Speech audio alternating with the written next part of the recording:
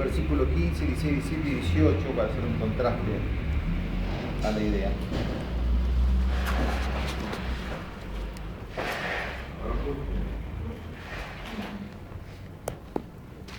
Bueno, vamos a leer Juan, entonces capítulo 14, versículo 27. Son pasajes bien conocidos, pero vamos a tratar.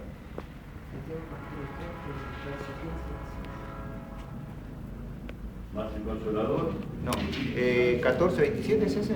¿27? Sí, 27. La paz os dejo, mi paz os doy. Yo no la doy como el mundo la da. No se turbe vuestro corazón, tenga miedo. Muy bien, quiero a modo de introducción hablar un poquito del tema de la paz, ¿no es cierto? Santiago también va a mencionar eso, así que después lo usamos como contraste.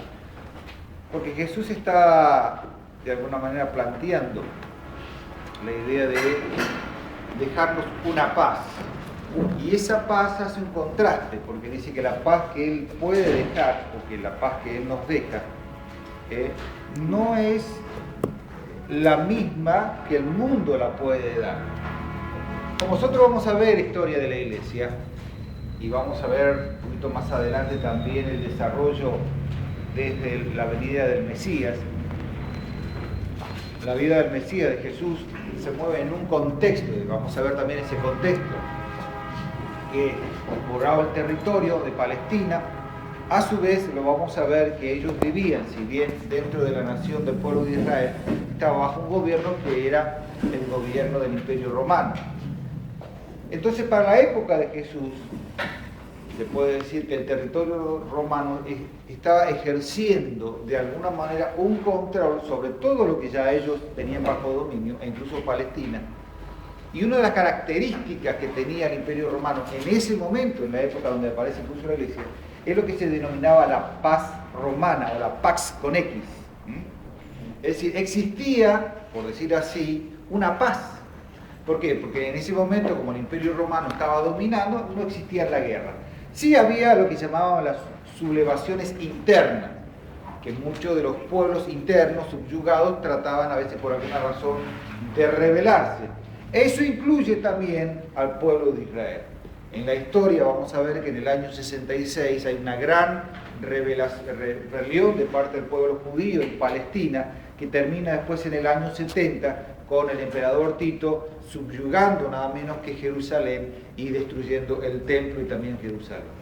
Entonces Jesús dice, yo quiero hablar de una paz, pero entonces esto pareciera contradictorio. Si por un lado sí existía paz, pero por el otro lado Jesús dice, no, pues yo les voy a dejar una paz que el mundo no los da. Entonces, ¿cuál es la diferencia de la paz que estaba hablando Jesús con respecto a la época, al mundo, que era el sistema en su momento, que estaba haciendo en contraste? Sencillo, la diferencia es, yo le digo, lo que a veces dicen cuando ustedes ven en el noticiero, existe una tensa calma, ¿no? Entonces dicen, sí, estamos acá frente a una situación crítica, pero existe una tensa calma. ¿Cuál es pero para si hay calma y está tensa, ¿cómo puede estar tensa una calma? No tiene contradicción.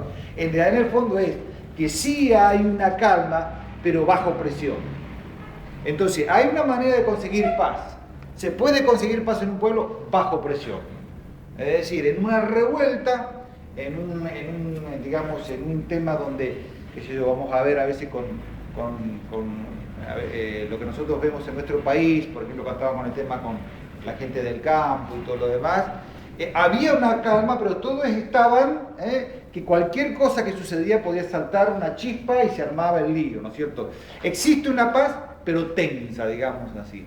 Entonces, Jesús está diciendo, sí hay paz, pero esa paz está bajo presión. En el momento que se destapa ese control, digamos así, toda esa paz teórica que está existiendo explota.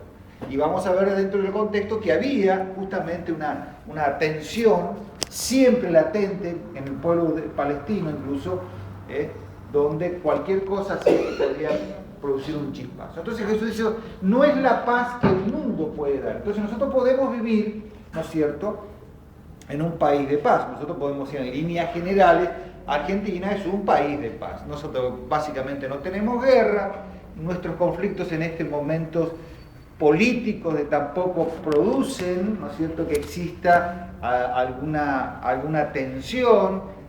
Las pequeñas cosas que hay son bastante controlables y todo lo demás. Pero entonces Jesús hace la diferencia. ¿Cuál es la diferencia de su paz? Es una paz que sale del interior del corazón. Sale una paz no bajo presión, sino por una forma de vivir. Entonces, en un lugar pasa lo mismo. Uno puede vivir, entre comillas, paz, pero estamos todos tensionados. El primero que se chispotea sale a los gritos. Pero cuando hay experiencia de vida de Dios y vida espiritual y podemos compartirla dentro de un círculo familiar, realmente se puede disfrutar una paz, ¿no es cierto? Esa paz que viene del Señor. Por eso Jesús dijo, mis pasos dejo, mis pasos doy, no como el mundo la puede dar, no se turba vuestro corazón ni tenga miedo. Después vamos a ver que había ese temor latente. Pero vamos a Santiago para mostrarles esto en forma práctica, ¿no es cierto? Mostrando de alguna manera, ahora lo voy a leer del 13 para que tenga el contexto, para que ustedes vean el contraste de cómo nosotros podemos tener paz. Dice el versículo 13, a modo de introducción del capítulo 13 de Santiago: quien es sabio y entendido entre vosotros, muestre con su buena conducta sus obras en sabia mansedumbre. Pero si tenéis celos amargos y ambición personal en vuestro corazón, no seáis arrogantes ni así mintáis contra la verdad.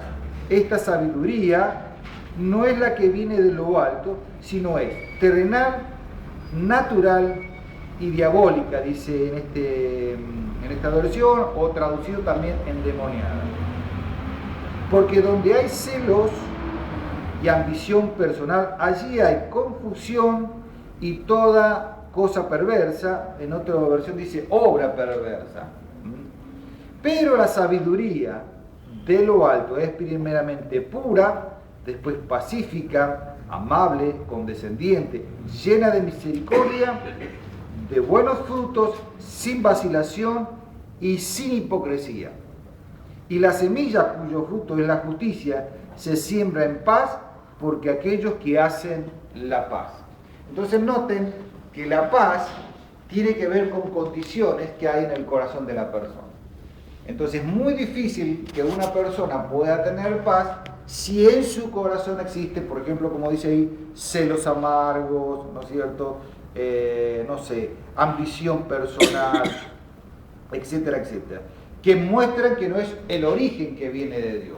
Es decir, todo lo que viene de la presencia de Dios o todo lo que viene de lo alto, digamos así, tiende, por decir así, tener una paz expresiva. Entonces ustedes ven que los frutos del Espíritu es gozo, paz, etcétera, etcétera, etcétera. Es decir, sale de lo interior, sale de una vida natural. Es decir, que esta paz que nosotros, o que Jesús ofrece, es una paz interior, es una paz que sale de una experiencia espiritual. Por eso, de alguna manera, el fruto de nuestra vida espiritual produce paz.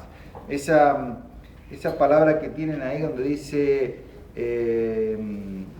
donde hay celos y ambición personal, allí hay confusión y toda cosa mala, dice, o obra perversa. Esa idea tiene que ver con turbación, ¿no es cierto? Para aquellos que a veces han tenido la posibilidad de volar en algún avión o un avión incluso comercial, ustedes saben que los aviones pasan por ciertas situaciones que se llaman turbulencia, ¿no es cierto? Es decir, el avión empieza a sacudirse, ¿no? Y a moverse todo, y entonces el comandante avisa, bueno, estamos pasando por una turbulencia. Esta idea de turbulencia equivale que el avión vuela por un principio de sustentación, es decir, el viento normalmente pega bajo las alas y le permite, digamos así, al avión planear, sin ningún problema, lindo. Pero la turbulencia es cuando el viento no tiene una dirección, el viento comienza a venir cruzado, entonces la sustentación del avión se transforma inestable. Por eso muestro la diferencia en esto: tener una paz bajo presión o una paz del Señor. La paz del Señor es estable, ¿no? Es una paz que sale de adentro y produce realmente un buen estado, un bienestar. Así que uno debe buscar, como siempre, la presencia del Señor y permitir que el Espíritu Santo produzca en nosotros paz, esa paz que solamente el Señor pueda dar y que pueda sobrepasar. Hay un pasaje en Romanos que dice que el reino de los cielos es justicia, gozo y paz. Ni comida ni bebida, sino justicia, gozo y paz. Yo siempre digo que donde... no me pregunté porque ahora no me acuerdo. Romanos 14. Está 14, ¿no? Por ahí. Sí. Romanos 14. A ver, ayúdenme porque... Que no es comida, sino justicia, paz y gozo en el Espíritu. En el Espíritu Santo. Las características, yo siempre digo, si ustedes quieren saber dónde está el reino de Dios, tienen que buscar por lo menos esos 3 elementos básicos. Justicia, porque tiene que ver con la justificación. Gozo, es decir, que no hay duda, noten que esto es asociado también a la paz. Romanos 14, 17. Y paz. Entonces, donde usted no encuentre gozo y no encuentre paz, es un poco lo que dice Santiago, que esto no es de lo alto, sino es, bueno, no voy a explicar ahora que esto es terrenal, natural y diabólica, que son los 3 elementos que siempre se enseñan en discipulado, ¿no es cierto? Es decir, nuestra carnalidad, el sistema o el diablo o el mundo, que son las presiones exteriores que hace a la lucha espiritual. Muy bien. Señor, en esta mañana damos gracias por comenzar esta clase, de estar juntos